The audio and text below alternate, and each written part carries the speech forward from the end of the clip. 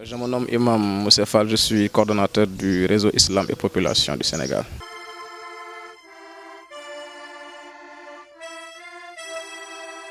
Ceux qui disent aussi que le prophète a défendu la pratique de l'excision, il a donné une appréciation en disant que al-khitanu makrumatun lirijal, sunnatun lirijal wal khifadu makrumatun linnisa.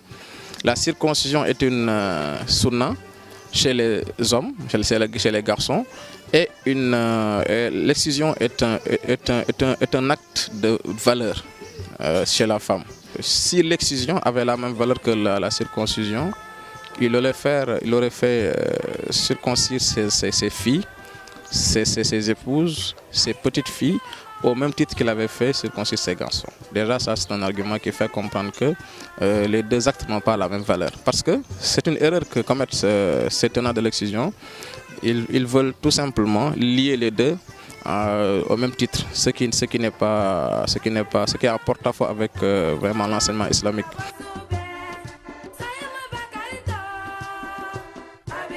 C'est un argumentaire qui a été composé par un groupe d'experts du réseau et avec des études approfondies.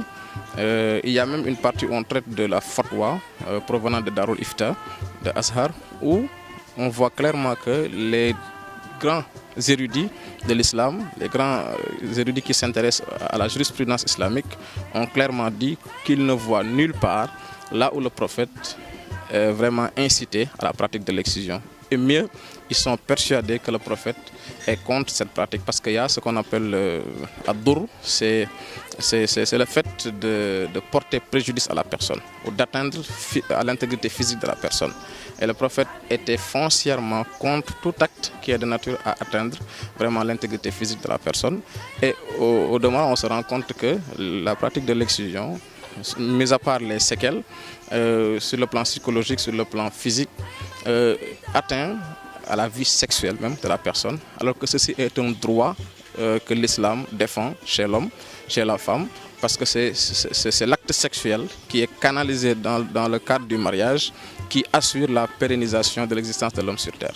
Et c'est quelque chose que l'islam respecte beaucoup, que l'islam donne une importance particulière.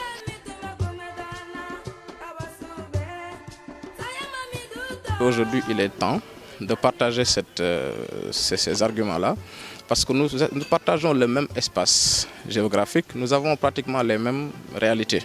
N'eût été la colonisation, je crois que les pays se regrouperaient en un seul État. Et pour cette raison, je crois qu'il est important que cette stratégie qui consiste à passer par les imams, les chefs religieux, les plus écoutés, qui reçoivent le message qui est contenu dans l'argumentaire et qui, à leur tour, disséminent ce message-là auprès de leurs fidèles. Je crois que c'est une stratégie importante qui permettra aux uns et aux autres de savoir ce qu'il faut faire et ce qu'il ne faut pas faire.